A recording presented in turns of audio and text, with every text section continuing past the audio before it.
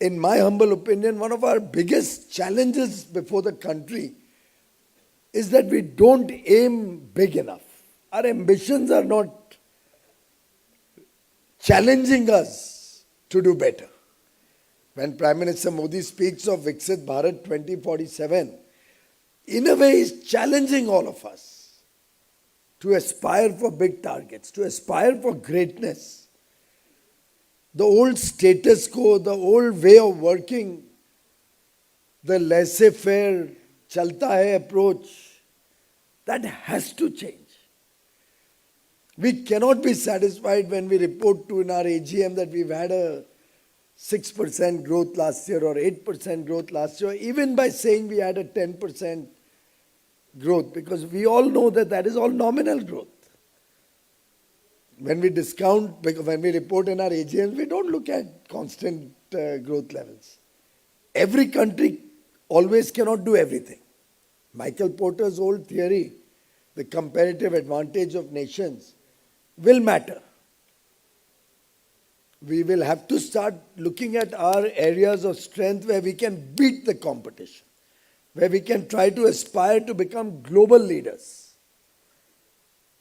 where we can move out of that small contribution of 3-4% of exports, global exports from India, to try and see whether we can have a dominant position in international trade. Can we be 20% plus in 20 items at least of global trade?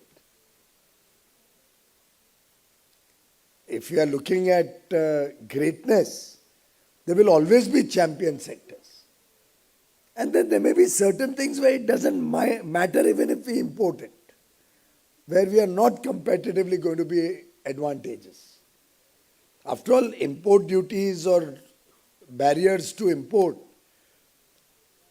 in some products where you are looking at supply chain resilience, or you want to be sure you are not at the mercy of some monopolistic supplier or monopolistic country, and you'll appreciate what I'm trying to allude to.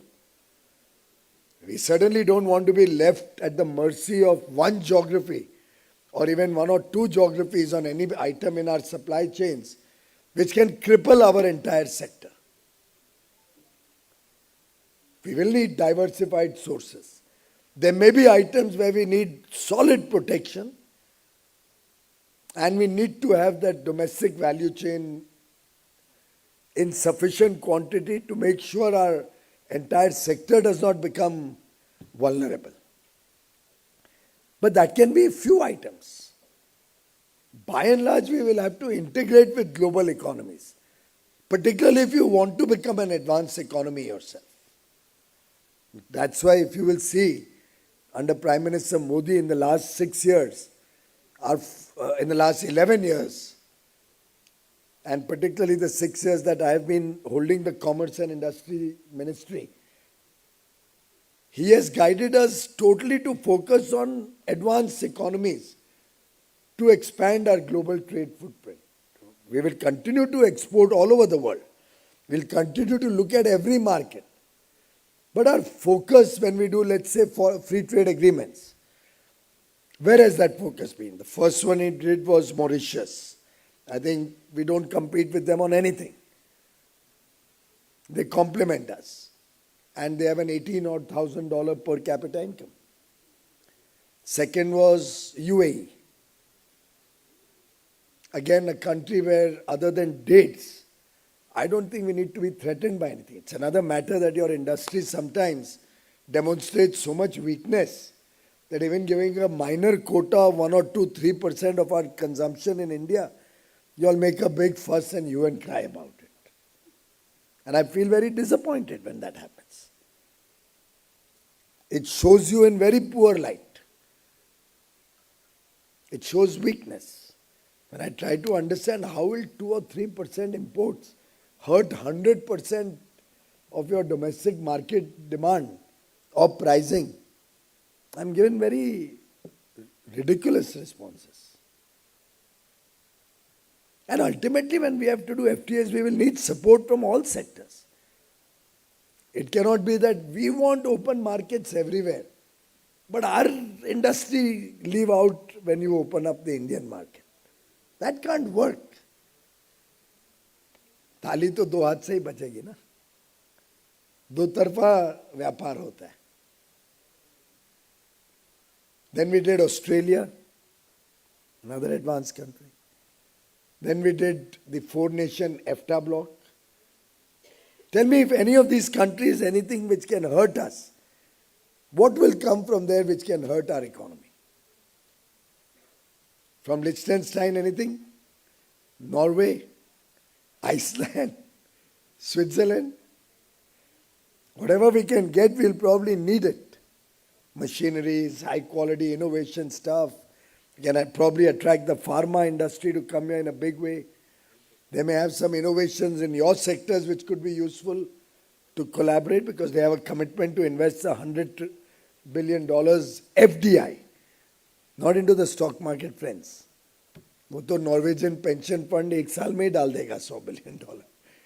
We are talking of FDI, solid manufacturing, innovation, technology-based money, and then of course some service sector to the extent it can absorb it.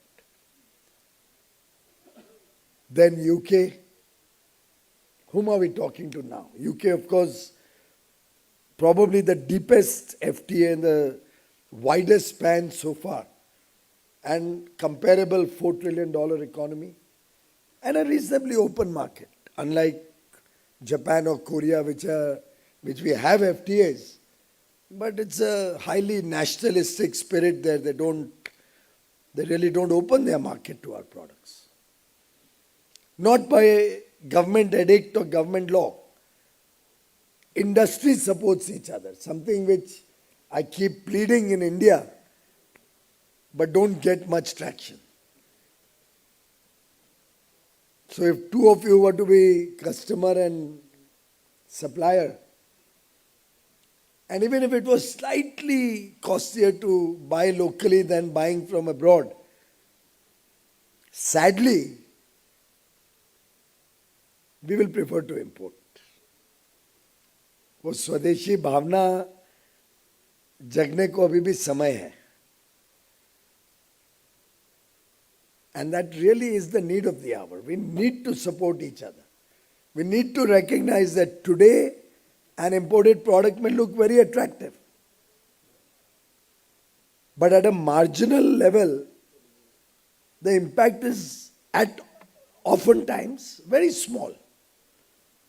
But tomorrow, if we persistently continue to be dependent on imports, domestic investments will fall, domestic industry will suffer and maybe even close down. And once they have the industry, domestic industry down, then they can charge you an arm and a leg and you won't have a choice. And which is why we need to start looking at supporting each other in our value chains.